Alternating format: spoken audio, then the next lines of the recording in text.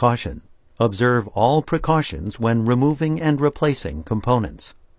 Remove the base enclosure, battery, RTC battery, and hard disk drive.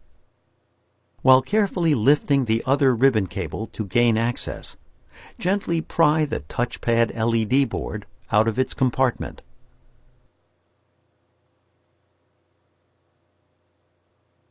Remove the two thin 2.5 mm broadhead P1 Phillips head screws that secure the card reader board to the system board. Lift the card reader board up and place it in a static dissipative bag.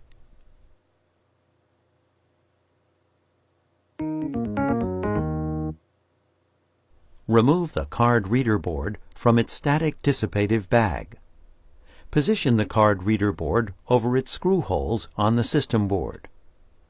Replace the two thin 2.5 mm broadhead P1 Phillips head screws to secure the card reader board to the system board. Gently snap the touchpad LED board into its compartment on the top cover.